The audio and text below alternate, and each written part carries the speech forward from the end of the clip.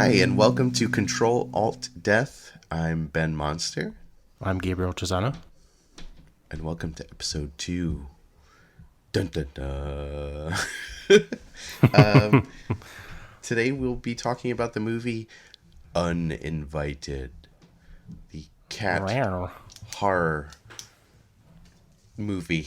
Extravaganza. Extravaganza. Do we what do we want to do first? Do we want to just get into it, or do we have other stuff to talk about? Well, we want to do news, but we just put the episode out on the last one on Friday, so there's not much horror news other than everything is just getting canceled and shutting down. That's right. The only piece of news that came out today is that Universal is going to release The Hunt and The Invisible Man on VOD this Friday. Which obviously is in response to them not making any money in the box office with all theaters closing and everyone staying home. So I'm excited for both of these. I can't wait. I was hoping that this would happen. I am familiar with The Invisible Man. I read a few articles about it, but The Hunt I don't know much about. What is that one about? The Hunt is about it. So it was originally supposed to come out like last year, but there was all this controversy because it's basically the rich are hunting the poor, and I think the rich people are supposed to be like Republicans, and the poor people are supposed to be Democrats. Like that's kind of the vibe. Crazy. Like they call them the deplorables or something, or maybe that's reversed. I don't know. Right. But there was a big hoopla, and they pushed it, and now they've been they set a new release date, and they were pushing it super hard, and I think they're bombing. I don't know if it's because of the movie or if it's just everything that's going on or both, but Invisible Man for sure. I was very excited to see. Yeah, that sounds really cool. So I'm gonna watch that on Friday for sure, and then we can maybe talk about it next week. Yeah. So yeah, that's really the only good news that's coming out of the movie world. Everything else is kind of dire.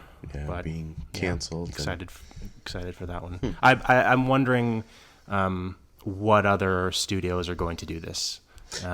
Put out movies, because I don't think I don't think Disney can do that, because there's just no way they're going to make that much money back. But some of these smaller ones, I imagine will be getting a lot on video on demand. Well, which is cool. With South by Southwest being canceled, a lot of like indie movies I think are having problems getting their things picked up by major studios and things like that. Yep. So definitely. Yeah. I'm hoping someone steps up and like makes some sort of platform that everyone, like one place to go and watch all these things, or like one site, so you can like, hey, this movie is here, this movie's there. Like, I don't know if that exists yet, but I hope someone makes that, because I know there's a ton of movies and a ton of filmmakers who this was going to be their first time at South by Southwest or any of these conventions or whatever, and it's just not going to happen. So that's a huge bummer. So support your local artists. Support indie filmmakers. Support. You have that artist you follow on Instagram, go buy something from their shop or anything. Just help them out, because a lot of these people are going to be without pay for a while. So and don't be scared to make more art. Make art while you're at home, because you can't go anywhere else. Yep. And don't go outside, and don't go to restaurants, and stay home. Don't be a dingus. Don't be a dingus. We need a T-shirt that says that. Oh my God, we absolutely do. You know who wasn't a dingus? The cat from this movie. Oh my God, Gabe! I was very excited to watch this movie, and it did not disappoint. Oh no. On some levels, it was very disappointing. But on other levels, it was great. I loved it. Oh, I loved it. So top level, before we get into like the actual plot, what did you think? Okay, so I loved the special effects. Yes. I loved the acting. Is that what that was? Yes. And Um, I wasn't sold on the story. I'm not exactly sure what the problem with the cat was. Right. You get a lot of like mixed information in this. Like, in the beginning, there's something wrong with the cat at a laboratory. It has something inside it. Halfway through the movie, they're talking about radiation, and then towards the end, it's about poison. It's a mixed bag. Yeah, I don't know. All I know is that a thing comes out of the cat's mouth and attacks people, and then the thing goes back into the cat. Yes. Awesome. That's the whole movie. That's the whole movie. Yeah. Yeah.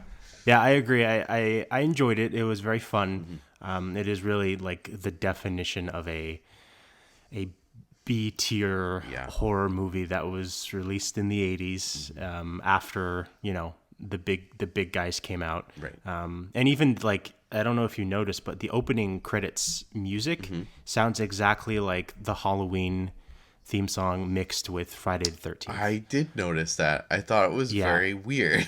It's very bizarre. This movie is clearly a response to stuff like that, and it's interesting for sure. But I did have a good time with it. Yeah, it's definitely one of the movies you'd have on in a good bad movie night kind of vibe to it. George Kennedy, I believe, is his name. Just a great example of his acting power in this movie, where he gets attacked by a cat, bitten on the ankle. I believe he gets. Oh man, you're spoiling. I'm sorry. Yeah, but can't get there yet. His scene in that part is just incredible. Award worthy, I would say. Definitely. Okay, so you want to get into it? Yes, let's get into it. Okay, so this movie is pretty rough. So I actually have it open next to me, and I'm just going to kind of scrub through it because there's a lot of things that happen in a pretty short time. It's only an hour and a half, but it really felt like a good 3-hour movie. It did. It did. So, yeah. Okay, so we first start with the creation of this cat, right? So there's these two vets, or these two doctors, and they're in a hospital, and they inject this very cute cat with something. We don't know what it is. Right. But I'm assuming they know what it is. So you think they would know to be like super cautious and take Lock precautions and lock everything down and maybe have the cat in a box. Yes. They don't do any of that, No. and they just leave the door wide open, and the cat hisses and runs away. And then from there, they go into the garage, the parking garage. Yes. Very tense scene. It's very tense. There's a security guard there. And one of the doctors asks for the gun of the security guard. And goes on kind of like a Rambo mission to get this cat. And it doesn't play well. Doesn't work. Yeah. It does not work. It does not work out for him. Another thing about this movie is, the budget was like, I don't know what the budget was, but this movie has horrible sound. Did you notice that? Oh my God, does it? Yes. Because like the music is fine. It's whatever. But like the sound, everything is ADR, which like that means they recorded it after the fact in the studio. Right. And usually in movies you don't notice that because it's so good. In this one, I can't tell how they recorded the sound, because sometimes you'll have a shot of someone talking, like on the most of the movie takes place on a boat, so it's very windy and you're in an ocean, so you have to do sound separately because you can't record it. But they record it on the boat because you can hear the wind, ocean and the water, but only for like one character in a shot. They cut to the other one and that background sound disappears. So it's really like weird and jarring to have these two audio sources, and that's maybe just the filmmaker in me, like super nitpicky. But no, I've never made a film in my life, and I rewound it. I was like, me and my wife were watching this, and I was like, did you hear that? And she goes, no. And I Yeah. was like, listen to this person and listen for the wind, and then listen to this person, and there's no wind at all. Yeah. So weird. Yeah. It's so weird. Yeah. So the main doctor guy is hunting for this cat in the garage, and they lock down the garage, and it doesn't work. And I think yes, he gets killed. The cat. It looks like it comes out of the sunroof of a car, Yes. which is weird Yeah. because it's weird. And then that's kind of the end of that scene. The cats run off into the city. I think they're in Florida, right? Miami. I think so. Yeah, I think that's where it starts. Yeah. And then we meet the two ladies of the movie. Yes. We meet the two women who is I don't know their names.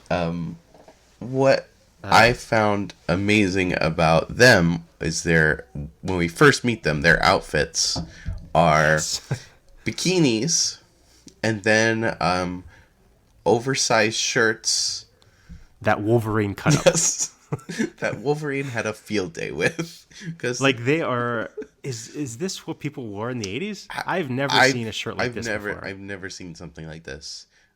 It's bizarre. Yeah, I've definitely seen like shirts that have like in the back, like they cut like a few holes in it, and I don't know. This was just like, just wear the fucking bathing suit. Don't bother with the shirt. I don't get what the point of these shirts would be other than them trying to look sexy, Right. I guess. But I was so distracted by this shirt. I was just like, man, what is going on? Yeah, it was bizarre.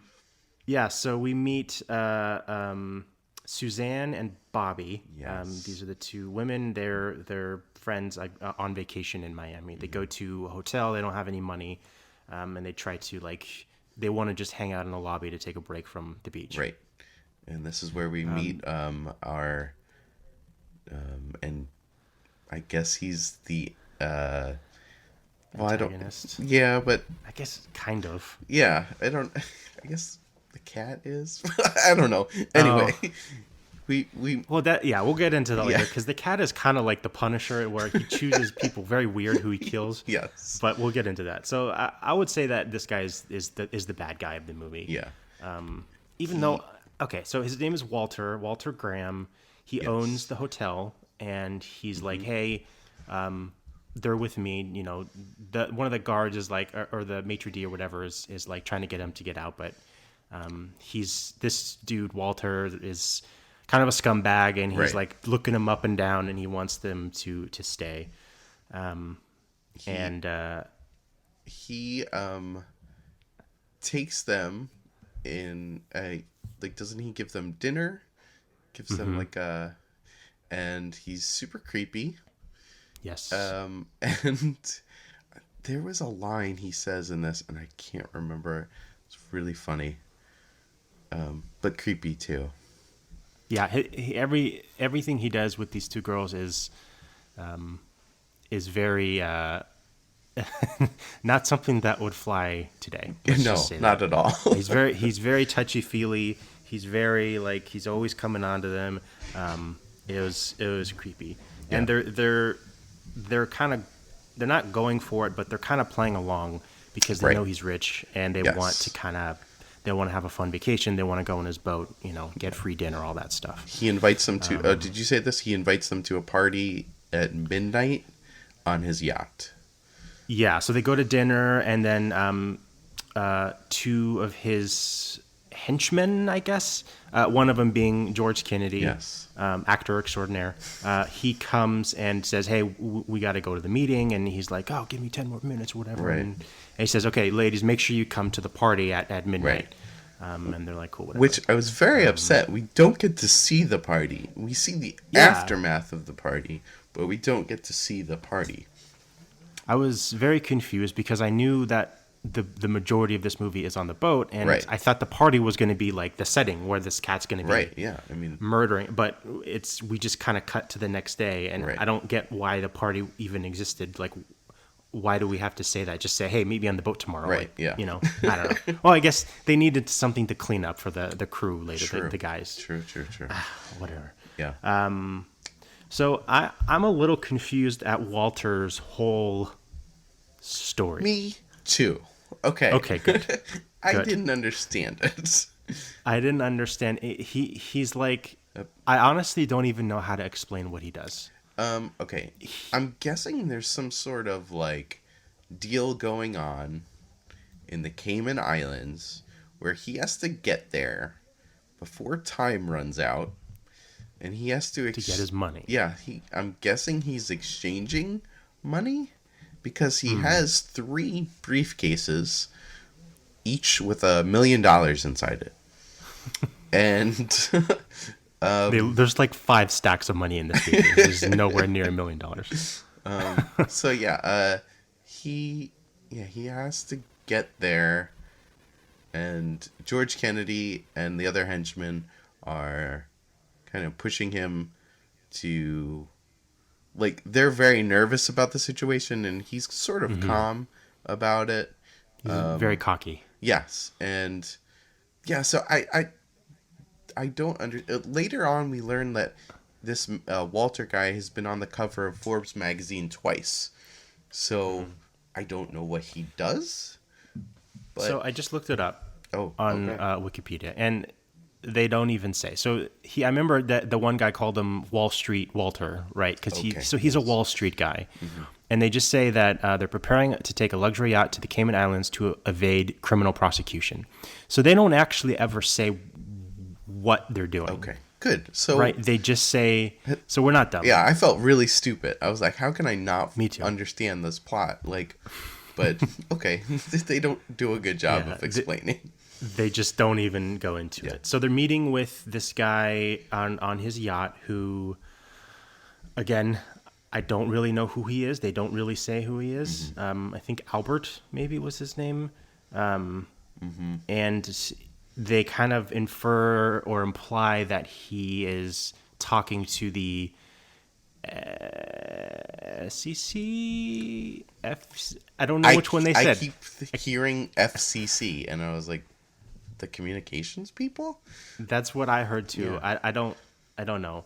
Some organization that's going to prosecute this guy. Right. And he's like, no, I would never rat on you. You can trust me. And there's a part where they turn on the fire in the fireplace. Yes. And I don't know if it was George Kennedy or not, but he was like, hey, it's going to get hot in here. And he's like, oh, you're right. Turn on the AC or turn on the air conditioning. It's like, what the fuck?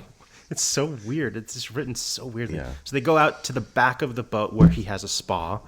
Yes, he's got a and little, Walter's like, just kind of, he's a little hot tub, and they drown this man. They pull a gun on him though first, right? Yeah, so he doesn't totally struggle. thought they were gonna shoot him, but they decide to drown this guy. They drown him in the spa. It takes very long. Yes. And then the other henchman, who is a very weird character in this whole movie. Absolutely bizarre. I don't. What is his name again? God, I don't remember anyone's name. Yeah, that was like Sal and he has like or something. Maybe, and he's wearing like fake teeth too. I think. Really big glasses too, doesn't he? Albert.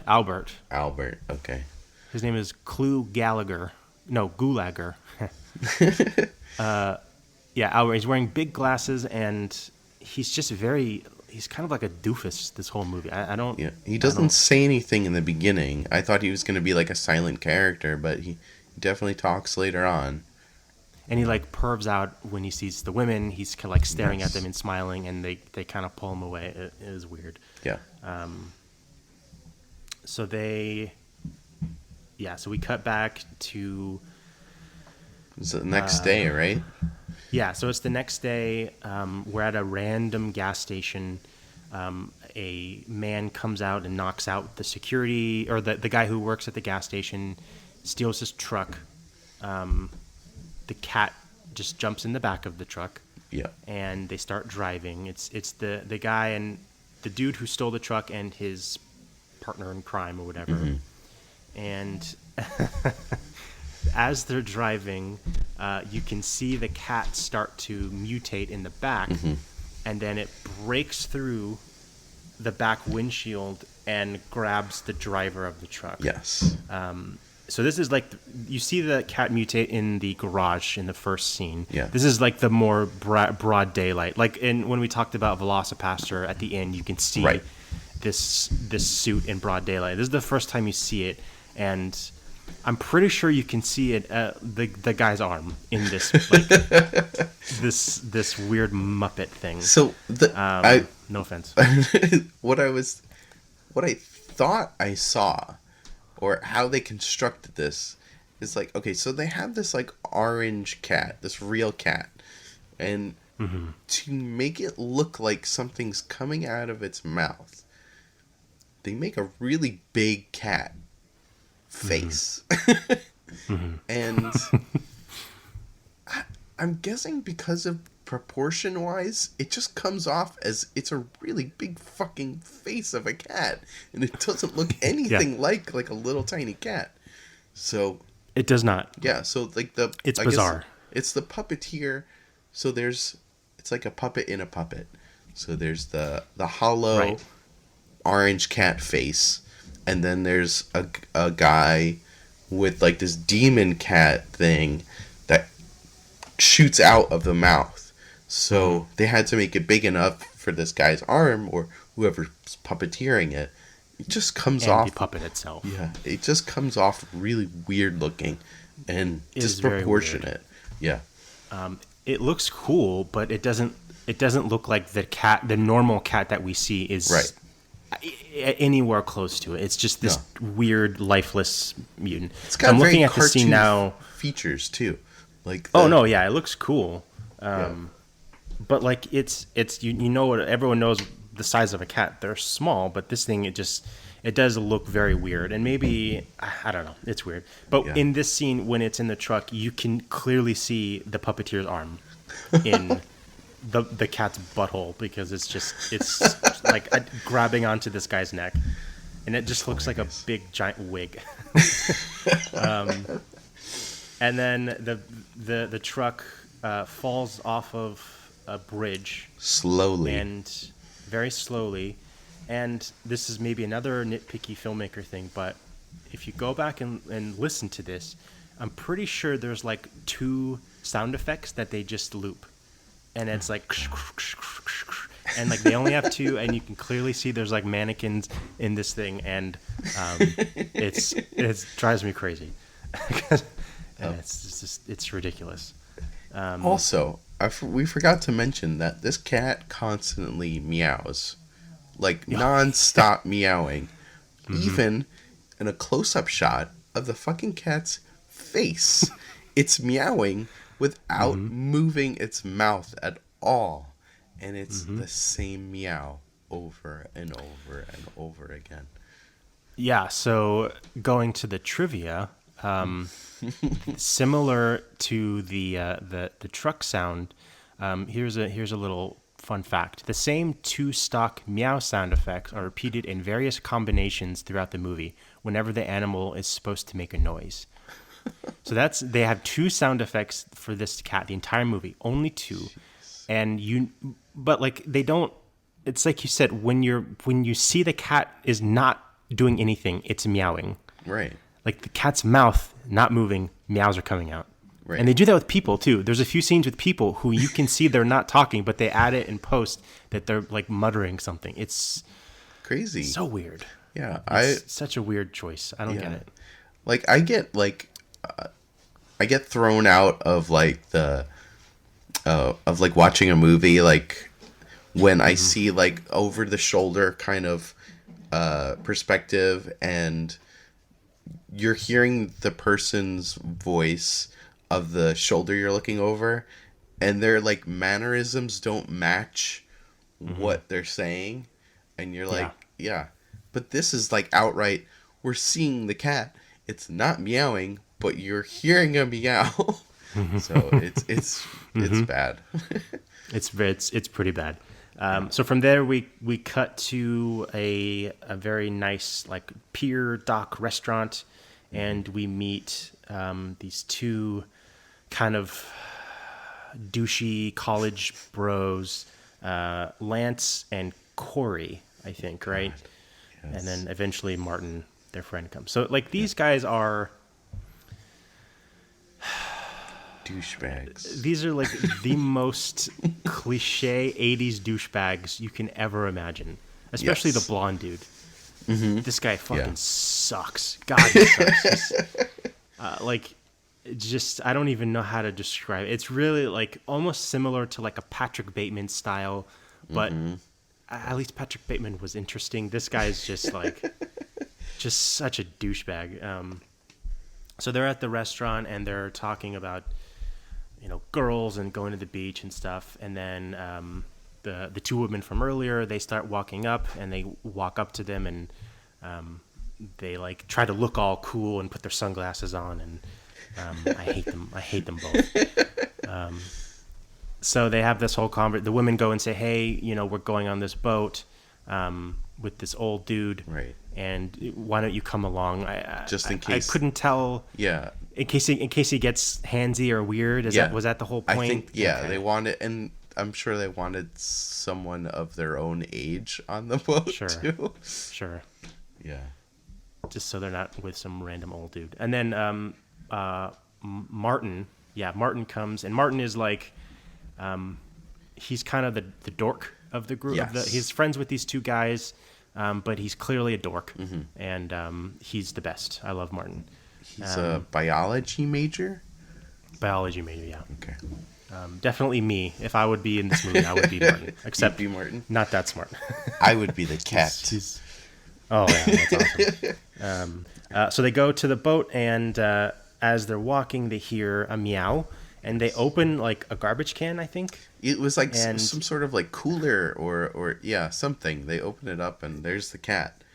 And there's the cat. Bobby, I think, picks it up. The woman.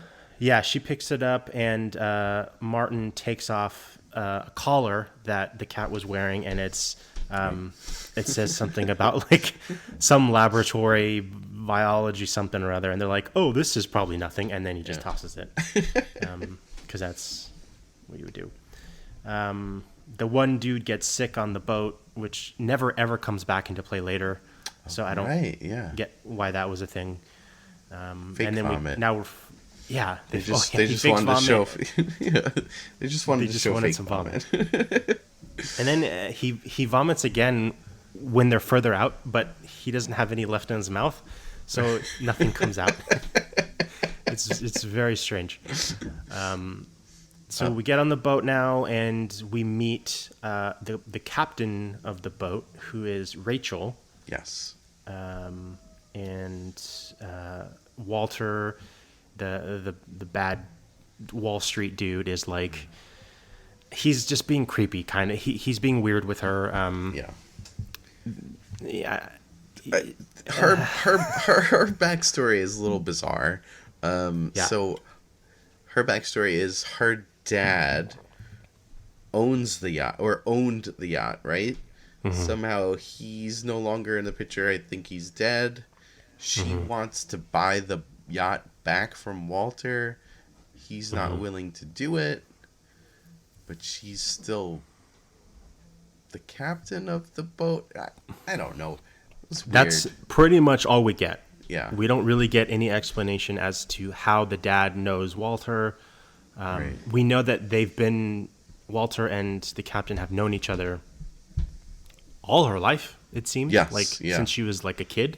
Yeah. So she kind of calls him on all his bullshit. She doesn't really play along like the other women are. She's just kind of like, I'm here because I love this boat and I want this boat. Right.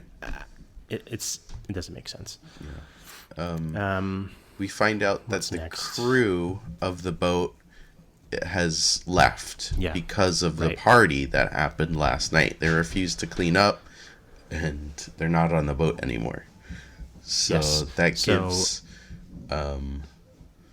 Walter, or that gives the story a bit of a bump to have the two women and the three dudes become the crew of the boat, because they just get a call from someone and they have to leave really quickly. Something like that. So the weird henchman dude. Who was that? Albert. He comes on the boat, being weird as hell. Is like, hey, we got to go. They're just trying to get to the Caymans as fast as possible to get this money. Right. And the women bring these dudes, and these guys. Walter doesn't want the guys on there. Right. I think he kind of just wants the women for himself. Right. Because he's a creep. But they kind of have this agreement of like, hey, you don't have a crew, we'll help out. We'll cook and clean and we'll keep our place, and just if you let us stay. The cat is also now on board, and Right. Walter hates cats, and she's like, oh, we'll take care of it. And then the cat's just roaming. They just leave the cat. It's just roaming around this yacht. You think he'd put it in a room or something, but no. One of the guys, I think it's Martin, says it's good luck to have a cat on board. Right. Yes. Is that a thing? Is that a real thing? To have, I have a cat no idea. on board? All I know is the champagne bottle breaking it. That's the only like boat good luck thing I know. So the dudes, the two douchey guys start kind of hanging out with the women. They're all dancing. They're already very close. Like they're making out and dancing and just having a good time. And Martin is just kind of hanging out, being a dork. Yes. Which is why that would be me in this situation. Martin so they're hanging out, and Martin gets a little cozy with, or maybe that's later, with the captain. Yeah, that's later. Later, yeah. So George Kennedy comes in and is like, hey, I hate you guys. Basically, he's like, I hate you. I don't want you here. You're the cook. You're the maid. You're this. Start cleaning, Right. do all this stuff. And they're like, okay. And then we get another conversation with Walter and George. And George is very nervous about this whole money Cayman Islands thing. Yes. He's very, very nervous. And Walter is very much like, dude, relax. It's going to be fine. Super cocky about the whole thing. And George is just kind of freaking out about it. They start cooking dinner. Yeah, the two women go into the kitchen while the guys are cooking dinner. Right. The women open their shirts and show the guys their breasts and are basically like, hey, this is what you're working for or something. It's a very weird scene. Very weird. Yeah. And it's not like gratuitous nudity and all. You don't see anything. It's not like, okay, we have to, we got to show some TNA because that's what these horror movie kids like. No, you really don't see much. And it doesn't push the story along at all. Mm-mm. There's nothing other than that these two groups of people are like, I guess, couples. So, and they start making out in the kitchen, and then Martin is like, okay, I'm gonna leave. I'm gonna leave. This is weird. It's very weird. So now we're back to God, I keep forgetting his name.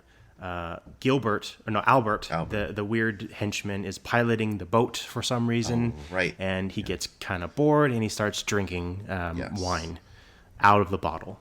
I think the captain had to do something. She's the captain. She's off doing something. She's playing backgammon with Albert. Yes, the important. Or with Martin. She had to play some important backgammon. Yeah. There's like a little mini party going on. Everyone's hanging out. And the captain and Martin are playing backgammon and just kind of chatting about stuff. Right. I think this is where we learn that he's a biology major, maybe. Yes. Yeah. Walter is very drunk, and he's very slowly eating a banana through this whole scene. Oh, yeah. Disturbing. And just very slowly nibbling at it, and it's just kind of hanging there. And I don't get why he's having a banana, but he's having a banana. The two douches and the two women are all dancing, and then Walter kind of stumbles in and wants to dance with one of them. Oh yes. That he starts to get a little gross with her. Yeah, he's very handsy. And then I believe one person bursts into the room when Walter is on top of her, right? That's much later. Oh, Yeah. I'm sorry. So, but that does happen, and it's fucked up. So then we go outside, and Albert is very drunk, stumbling around looking for more wine because the captain took his bottle. He opens like a storage container, and the cat's inside. Yes. And the cat at first is like hissing at him normal, like you see the normal real cat. Yes. And then it cuts to him, and it cuts back, and then the cat is this demonic, mutated cat. Yeah. And Gilbert Albert. Albert. No, Gilbert. Albert is the nerd, right? No, Martin. What did I say? Wait. I now call I'm him confused. Okay, there's no Gilbert. Albert. Albert is that weird henchman guy. Oh, yeah. So Albert is standing above this cat, just kind of standing there like, and he breaks the wine bottle in a very weird way, and like I guess to try to fight off this cat, and it doesn't work. No. The cat just lunges for his throat and rips it out. Gross. All while everyone is just dancing and having a good time. Yes. He falls overboard, and George Kennedy hears something and goes out to investigate, and they see blood just dripping down from where this all happened. Right. And they're like, hey, we can't, if we tell the captain, she's going to want to stop to go search for him. Right. And if we stop, we're going to miss our deadline. Yeah. Yeah. So they just leave him to die in the ocean, as any friend would. Yes. He was weird anyway. He was weird. Let him die. It's fine. There's buck teeth. But they don't clean up the blood. So I was like, so in a normal movie, I'm like, okay, they're going to clean up the blood. They're going to make sure it's gone. They don't. They leave it there. Mm-hmm. Blood is splashed everywhere. There's a piece of clothing, you know. And the next morning we come and Martin finds it because it's not a huge boat. It's a yacht, right. But it's not like gigantic. And there's blood splashed on one side. You're going to investigate. Yeah. So they go and he tells the captain, and Walter and the captain kind of have it out, and she's like, hey, we got to go back. And he said, how about if we don't go back, I'll give you this boat. Once, right. Get me to the Cayman Islands, let me get my money, I'll sign over the boat for you. And she agrees. Yeah, that convinces her, because she wants this boat back. Oh, and also George Kennedy says he can't swim, so he's dead. So even if we go back now, he's already going to be dead. So that's kind of, because so this is what happens. She says, no, I'm not going to trade a man's life for a boat. And then he says, right. Well, he can't swim. So he's dead. They're not going to find his body. We might as well just go. And that convinces her to leave his corpse floating in the ocean. Let's see what happens after that. So, Martin and the captain are in the captain's control room. And he asks for a sextant, which is that kind of old school. It's like a weird compass mixed with binoculars, and it's it's a weird gizmo. Some sailing navigational tool, mm-hmm. And he uses it and he turns it into a microscope. Which is that possible? Could you do that? I don't know. I feel like no, but he does it. And he looks. He took a piece of the blood splatter, right? Right. From There's clothing? Blood splatter on the shirt, right. On Albert's shirt, and he sees that it's full of something. They mutated. Don't even really explain it. I think they say mutated blood. Mutated blood. I think that's what it is. There's a ton of it, right? There's way more than normal. Yeah. You see all these cells moving around, and it's dumb. It's so dumb. So then we cut back to one of the women, Bobby. She's exercising in her room alone, and mm-hmm. Walter comes in, and this is when he tries to rape her. Yes. Right? Just straight up tries to rape her. Yeah. And she's kind of, this whole time they've been kind of playing oh, stop it, but this time he's like, no, we're going to do this. And right. One of the college dude that she was with comes in and... Right. Grabs Walter off of her, and George Kennedy comes in and shoots that guy in the arm. Yes, in the shoulder. In the shoulder. And there's a big struggle. The other college dude comes in. Him and George are fighting. As he, in the beginning, before everyone started this happening, the cat is in the room on the couch, and he's growling at Walter in his normal form. Yes. So the cat's in the room. One of the dudes gets punched in the stomach by George and just goes cold. Like, he's out. He's just laying on the ground. Like, a punch in the stomach. I've never been punched in the stomach that hard, but I feel like it wouldn't knock you out completely. But he gets KO'd.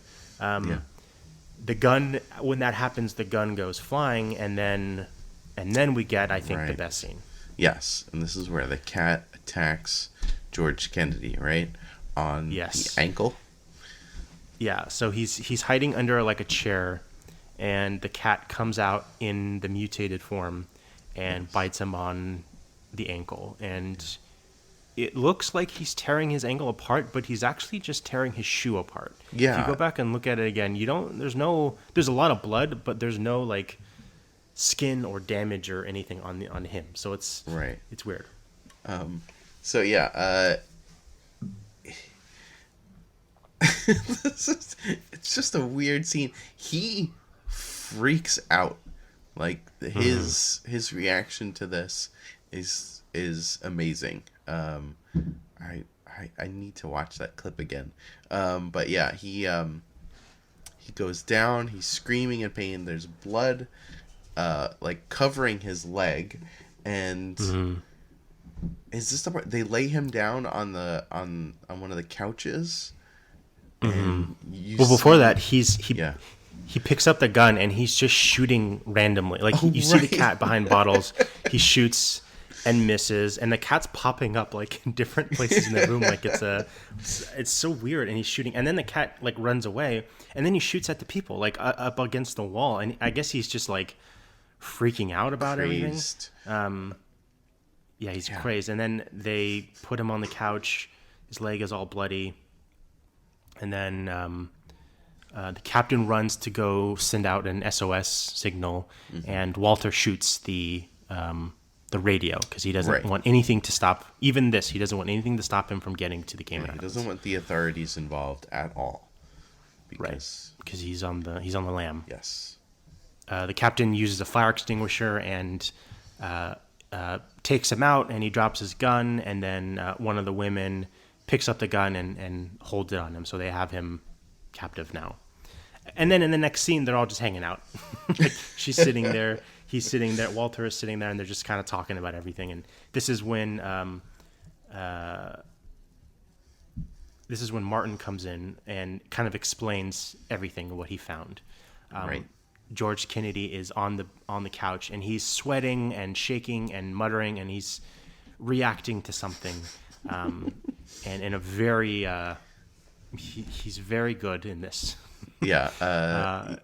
This is when you see the close-up of his leg, and it's pulsating, and then the camera pans up, and I think you see his face and his chest, and his shirt is like pulsating too, or maybe it's his neck. Something is pulsating.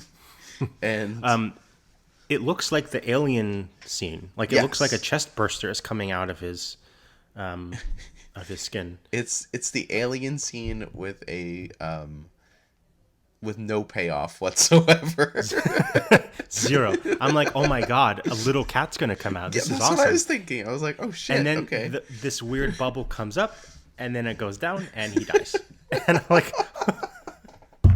No, like, what is the point of these weird bubbles on your skin if they just flatten and he just passes out and dies? Yeah. So he dies. George dies. His name is not George, by the way. That's the actor's name. I don't know his name. We just call him George. They wrap him up. Yeah, they wrap him up in a sheet and toss him over the side. Just toss this virus-ridden, infected body into the ocean. Just toss him overboard. Because that's, I'm sure that'll be fine for the wildlife. Yeah. Walter gets locked up in a room. Yes. There's this really just god-awful scene with the dude who got shot. He's laying in bed, and one of the women is there, and they hear something in the closet. And it's like, oh my God.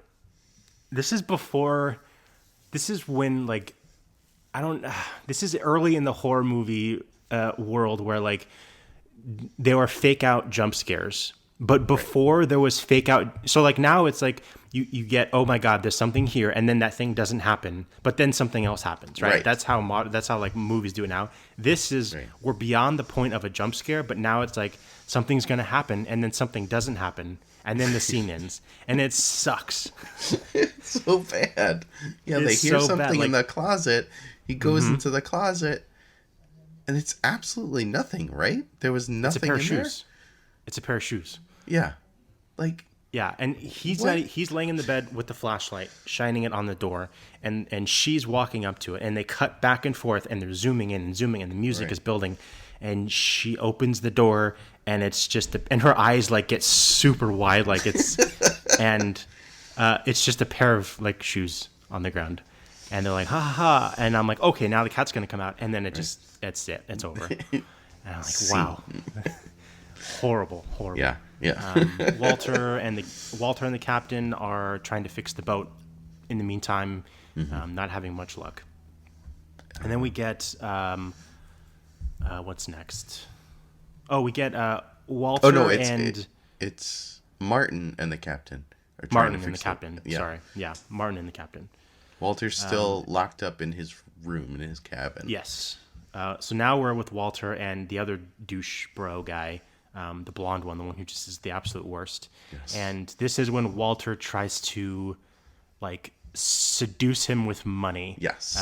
He gives him his Rolex, and he pulls out the briefcase full of $1 million. And he's like, hey, if you help me, you can have this and more. Once I get to the Cayman Islands, I'll be rich. Yeah, so we don't really... They cut away before we find out if this dude took Walter's offer. Right, because this was the guy who was kind of like... before he got on the boat and was told that this boat was owned by this Walter Graham guy, he was like, wait, Walter Graham? I know who that is. He's like, he was on the cover of Forbes twice. He's like, he's got a real boner for him, but... Yeah, we don't know if he took the bait. He did take the Rolex, though. He did. Yes, he did. And then we cut away to Suzanne's bedroom where she is undressing, and he comes in, and they have... they bang it out. Yes. And before he comes in, he meows. He's outside the door, and he goes, meow. And she goes, oh my God, cat, stay away from me. And then he comes in, and it's like, it was me, and it was amazing. Yes, he does a horrible impression of a cat. He just says the word meow. He doesn't like try to say, you know what I mean? Like, it's just awful. Yeah. Everyone's depressed. And then where we cut to the next morning. Everyone's like upset and depressed. The boat's not working. The boat has stalled. Right. And oh yeah, we forgot. Like at one point before this all happened, the cat just tears a piece of the engine out. Yes. And the engine doesn't cut right away. It takes like a day. Mm-hmm. So whatever part that he tore out, it was just enough to give them a day's worth of engine power. And then it all breaks down. Yeah, it's something that the captain explained something that it's overheating at some point. Yeah. Or like, it's bizarre. We cut to Lance and Bobby, the other douche bro, and he's in bed, and he cannot feel his arm. Yes. So his arm is healing. It's all bandaged up, but he can't feel it. It's tingly. And she starts like massaging him and kissing him, and he's like, he starts laughing, and she's like, what? And he goes, well, now I know that not everything else I can feel other things. And it's like, oh my God. And then right after that joke, the cat is seen biting this man's arm off. Right. So he puts his arm like under one of the covers, and she takes the cover off because they're going to bang it out. Right. And the cat is just laying there, gnawing his fingers off. Blood is spurting everywhere. His fingers are just laying on the bed, off of his hand. Right. You start to see like the under the skin bubbles again. And this is so he screams and runs out of the room, and we get my favorite line in the whole movie. He runs and he's going to jump off the boat because he knows that this is poisonous and is a virus, and he screams at the top of his lungs, "I got the poison in my blood." And he screams that over and over, and then he jumps off the boat. Right. But she runs with him to stop him, and then they both fall in together. Both fall, yeah. God, this movie is so weird. But like, so they fall in, and then all of the other dudes jump in to save them, and they're just gone. Yeah. Like they just vanish. Nowhere to be found. So they're now dead. Yeah. We're back inside. Everyone's starting to really freak out. Suzanne is really having a hard time. She's like, we're all going to die. We're all fucked up. This is just hopeless. Suzanne is freaking out. Her friend's dead. And she's like, we're going to die. This is hopeless. They're starting to ration their food. Which they're eating, or they're drinking very little champagne. And what was the other thing that they were eating? Cereal with no milk. Yes. Yeah, so like they put a little tiny cup of cereal and like 4 drops of champagne, and that's what they're living off because their water supply is gone. Yes. Walter and the other douche bro, they're walking around. They set up this plan like, you go hunt this cat, we're gonna fix the engine. Suzanne, you'd be a lookout for boats. So this guy, the only other college bro who's alive, he has like a little plate of food, and he's very daintily like placing it around the engine room, and we find out that he's poisoned this food, so he's setting like little traps. This God, movie. it's so weird. He comes back to check the traps later, and the cat. So he comes back in, and he walks in and he looks at the first piece of food trap that he left, and he says, "The cat knows it's poisoned." Like he doesn't. It's just that's not where my head would go. I would think, oh, maybe let's check the next trap and the next one. But we the writer is like, oh, we got to get across that this cat knows. Right. So he just says that. It's amazing. So the cat actually does attack him and rips up his face, and he's shooting just randomly in the engine room, and he's just messing everything up. Yeah. And this is, I think, maybe the first time when the mutant cat actually comes out of his mouth, the cat's mouth. Okay. Like disconnects from the body because he's actually out running around, and then he crawls head first back into the cat's mouth. As this dude dies, and then they just throw him overboard, like with everyone else. Just getting rid of people, left and right. Do you think? Okay, when was this movie made? This was 1988 or 87. Yeah, 88. Do you think the cat puppet still exists somewhere? That's a good question. Well, recently I saw there was an article, I think I sent it to you, about one of the Teenage Mutant Ninja Turtle suits that was like going on auction. Yes. But it was all rotten and falling apart. Yeah. I'm guessing that this puppet is still around, but it's like it's like a puddle. Yeah. It's just a moldy, rotten It has puddle. seen better days. Mm-hmm. I mean, even in the movie, it looks pretty bad. Yeah, it looks very bad. It's we posted a GIF, we posted a GIF on our Twitter of the scene. I think it's actually this scene with the flashlight when he's killing one of these dudes. And go look at that because it just looks awful. It's awesome, like I love it. Yeah. But it's just so fucking cheesy. At this point, they find out that the cat is now strong enough to penetrate steel. Right. And it has broken in and eaten their food supply. So all of their food is now tainted. Yes. Because and The Yeah, cat 'cause is he's a poison. poison cat. And Suzanne loses it, and she starts to get paranoid, and she's like, you guys are hoarding the food from us. And she goes in this room and eats a tiny piece of bread. Yes. And she immediately gets infected, and She bubbles too, right?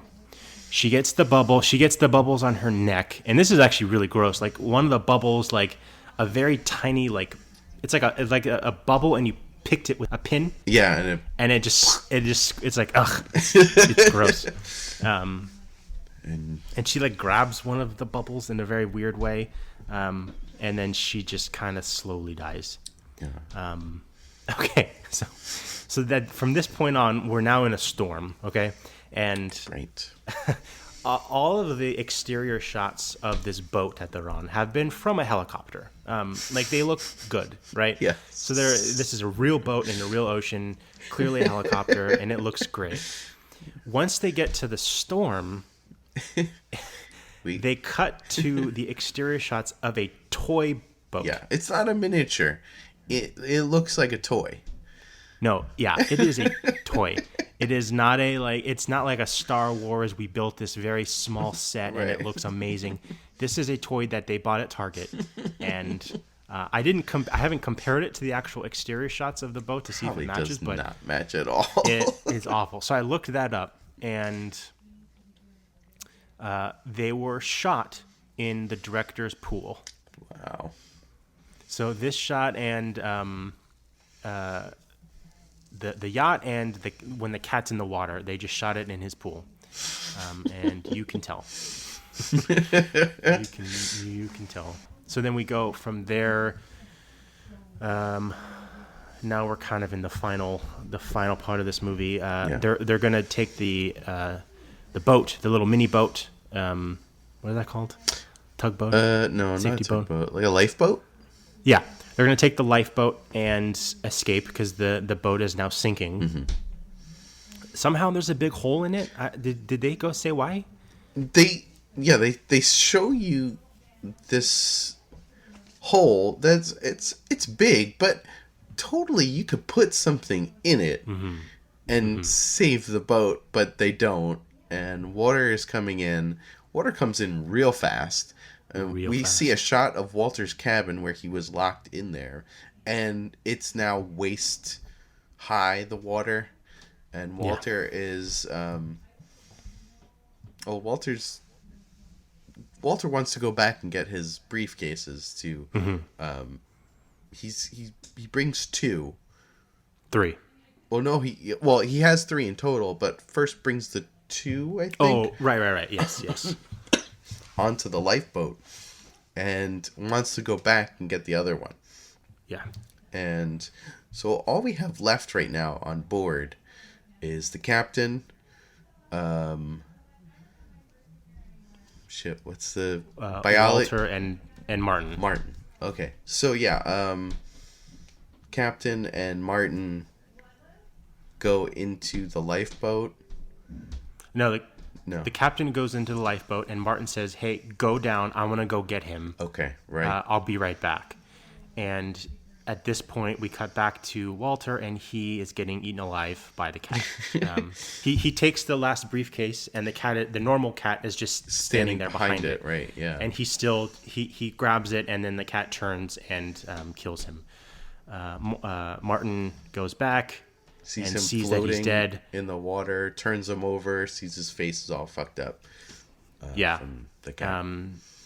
He runs away. Then we see the shot of the toy boat sinking. And it's really funny. If you look at the back of the boat, there's an American flag, but it is stiff as a rock. It's not moving. It's just as the boat is sinking, it's this like it's clearly just a toy. It's so terrible. So they get on the boat.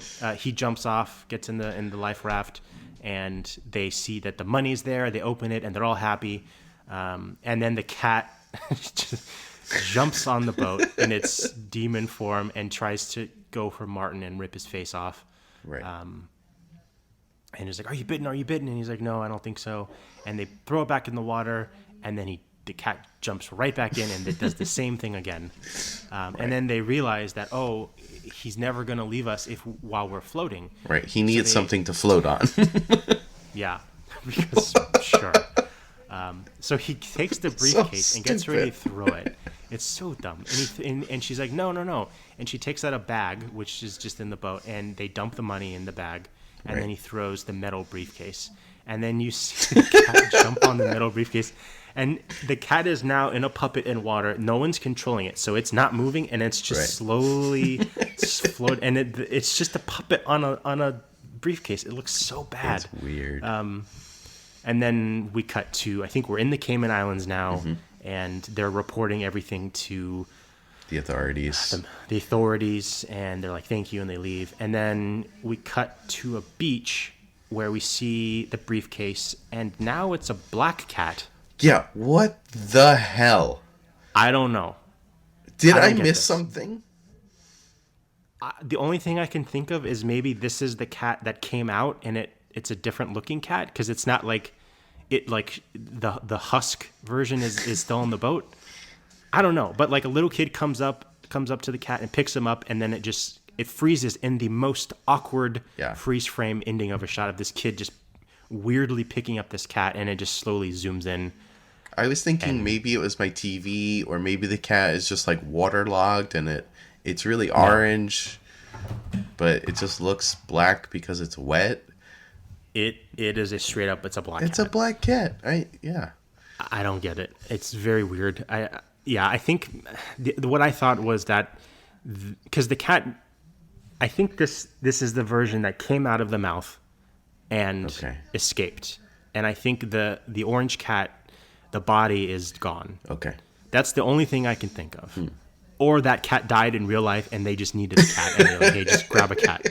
Go grab a stray and throw him on the beach. Right. Because, so bizarre. And that's it. Yeah, we zoom in on the cat in the freeze frame, and it's clearly, I think they hoped that this would be huge and there would be 1 million of them, but nope. No. Just one. No. Thank God. No.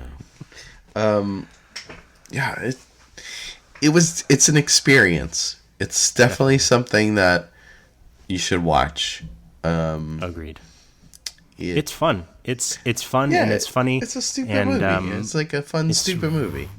Yeah. If you have a party, you're having friends over, it's very much like The Room or that type of movie. Except unlike Velocipaster, I don't think it's meant to be funny. Right. I think this is meant to be a serious horror movie. And way to go, guys. Way to go. Didn't work out too much. But you got George Kennedy in there, so that's great. Yes. So apparently their budget was $200,000, and almost half of that was for George Kennedy's salary and the two other older guys, because I guess they were a little bit more veterans than the younger kids. Okay. So like they just wanted, I guess George Kennedy was a big name in 1988, and they just wanted someone big. Wow. Yeah. Also, not in the movie a whole lot, too. I mean, he's in a couple scenes, and then he gets his ankle ripped off and has an amazing acting scene and just thrown overboard. Bubbles up. Sleeps with the fishes. Bubbles up and then bubbles down. Yeah. It's just so bizarre. It's weird. Okay, so if you watched with us, send us your thoughts. We want to hear from you guys. So our email is controlaltdeathpodcast@gmail.com. And our phone number, if you want to leave us a message, is 818-457-6887. Send us a message, send us a voicemail. We want to hear what you guys think. And give us your best impression of a cat. Yes, please. That'd be great. We'll compare it to the Douche Bros one and see if it's better than his just saying the word meow. So now that we have two movies, we can actually start ranking these. Yes. So Like we said on the first episode, we're going to be kind of doing an ongoing list of the rankings of these movies. So last week was obviously number 1, Velocipaster, and now the question is, do we think this goes above at number 1 or below at number 2? All right. What if we disagree on this, Gabe? Are we going to have 2 lists? I was thinking that too. I don't know. Maybe we'll have to do an audience vote or something. Well, I don't know. I'll go with mine first. I think Velocipaster should stay at number 1, and this should go to number 2. I do like Uninvited, but if we were basing this on like what would I want to watch again, I would go with Velocipaster. I agree. Yeah, I totally agree. Okay. I think Velocipaster stays at number 1, and Uninvited is now at number 2. Yes. I don't know how high. I don't know how high Uninvited's going to stay on the list, but I think probably not very high. Yeah, this does look and feel like a quote unquote real movie, while Velocipaster doesn't always. But Velocipaster is so fun and ridiculous and purposeful that I love that way more, and I would much rather watch that again than Uninvited. Yeah. So the next movie that we're going to be watching is called He's Out There. It's from 2018, and it's available on Netflix. It's a modernish movie, and it looks awesome. It looks scary. It looks actually like a really good scary movie. So I can't wait for this one. The actress Yvonne Stravosky, she was in Mass Effect. She was in the Mass Effect 2, I think. Oh, really? And she was also in Dexter and Chuck, which I love Chuck. Do you know what character she played in Mass Effect? In Mass Effect, she played Miranda Lawson. What? Mass Effect 3. Miranda Lawson with the butt scene? Did you ever The butt scene. I haven't played it, but I've seen the butt scenes. The famous butt scene. So she's in this, and yeah, she's the main actress in this, and cool. It looks really good. Watch the trailer. Yeah. It's on Netflix. Check it out. And if you have any suggestions for movies or anything that you think we should watch, so that's it. That was Uninvited. The best cat horror movie I think I've ever seen. Whoa, really? The best one? What are the other ones? I don't know. Okay. Well, there's got to be other cat horror movies, right? Well, I think there's a movie called Cat People. Cat People. Yeah. And there's a Stephen King thing about cats. I don't remember. Would you consider Pet Sematary a cat horror movie? Partially. I think so. If that's the case, then I think that should be number 2 because this is better than that. Well, thank you for listening to our show. We'll see you next time. And don't be a dingus. Bye. Bye.